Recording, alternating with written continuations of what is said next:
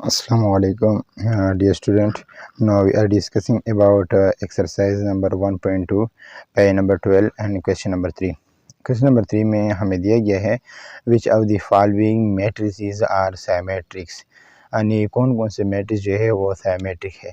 तो सिमेट्रिक के लिए सबसे पहले आपको इस चीज़ का ध्यान होना चाहिए कि सिमेट्रिक मैट्रिक्स वो मैट्रिक्स होते हैं जिनका जब हम ट्रांसपोज लेते हैं तो वो अगेन उसी मैट्रिक्स के इक्वल होते हैं। जब हम किसी मैट्रिक्स सपोज ए मैट्रिक्स है उसका हमने ट्रांसपोज लिया, उनके रोज़ और कॉलम को हमने इंटरचेंज किया, लेकिन इंटरचेंज होने के बाद फिर भी वो मैट्रिक्स उसी तरह ही दिखाई देता है जिस तरह वो पहले ही था। इन ट्रांसपोज के साथ उसके रोज़ और कॉलम में कोई फ़र्क नहीं आता है तो वो मैट्रिक्स सिमेट्रिक मैट्रिक्स कहलाता है। लेकिन अगर उसके रोज़ और कॉलम के इंटरचेंज होने के बाद उसके करेस्पॉन्डिंग एलिमेंट की पोजीशन अगर चेंज होती है तो वो सिमेट्रिक मैट्रिक्स नहीं होती है। तो देखते हैं क्वेश्चन नंबर 1 की तरफ जाते हैं और देखते हैं कि क्या वो सिमेट्रिक है या नहीं है। क्वेश्चन नंबर 1 हमें दिया गया है क्वेश्चन नंबर 3 में पार्ट 1 ए मैट्रिक्स है, उसमें हमारे पास एलिमेंट है 5 5 मनफी 7 और मनफी 1 और 5। उसका जो हमने ट्रांसपोज लिया यानी ये रो है इसको हमने इंटरचेंज कर दिया कॉलम में, और यहाँ पर भी सेकंड रो है इसको हमने चेंज कर दिया किस चीज़ में, कॉलम में चेंज कर दिया।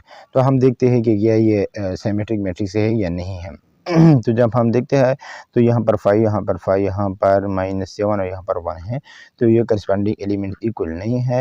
यानी सिमेट्रिक मैट्रिक्स के लिए जो कंडीशन है वो ये होना चाहिए कि जब हम किसी भी मैट्रिक्स का ट्रांसपोज लेते हैं, सपोज ए मैट्रिक्स यहाँ पर मैंने लिखा है, जब किसी भी मैट्रिक्स का हम ट्रांसपोज लेते हैं तो अगेन उसी मैट्रिक्स के बराबर होना चाहिए। यहाँ पर ए हम लिख सकते हैं कि A is not equal to A transpose, A transpose is not equal to A matrix, तो ये एक सिमेट्रिक मैट्रिक्स नहीं है।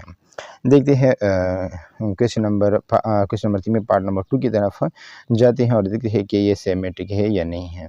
क्वेश्चन नंबर 3 में पार्ट 2 जो है वो ये है माइनस बी मैट्रिक्स है, -1 2 2 और 3 ये एलिमेंट्स दिए हैं। इन इसका जो रो है फर्स्ट रो को हम इंटरचेंज किया हमने फर्स्ट कॉलम में, और सेकंड रो को हमने चेंज कर दिया किस में, सेकंड कॉलम में। इन रोज़ और कॉलम को आपस में इंटरचेंज कर दिए। तो हम देखते हैं कि यह करस्पॉन्डिंग एलिमेंट की पोजीशन अब इक्वल है या नहीं, यानी सेम है या नहीं है। अगर सेम है तो ये एक सिमेट्रिक मैट्रिक्स है, अगर सेम नहीं है करस्पॉन्डिंग एलिमेंट्स की पोजीशन तो सिमेट्रिक मैट्रिक्स नहीं है। यहाँ पर -1 है, यहाँ भी -1, यहाँ पर 2 तो यहाँ पर भी 2, यहाँ 2 और यहाँ भी 2, 3 और 3 तो इसमें करस्पॉन्डिंग एलिमेंट की पोजीशन इक्वल है। यानी जब हमने ए बी मैट्रिक्स का ट्रांसपोज लिया तो ट्रांसपोज लेने के बाद ये अगेन बी मैट्रिक्स की इक्वल है।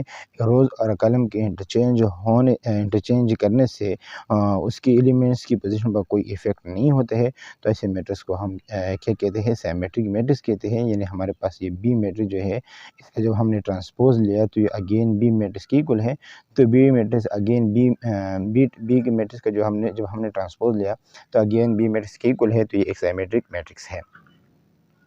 अब हम देखते हैं क्वेश्चन नंबर 3 में पार्ट नंबर 3 को, जो कि सी मैट्रिक्स है। इसमें हमारे पास एलिमेंट है 3 4 और 5 6।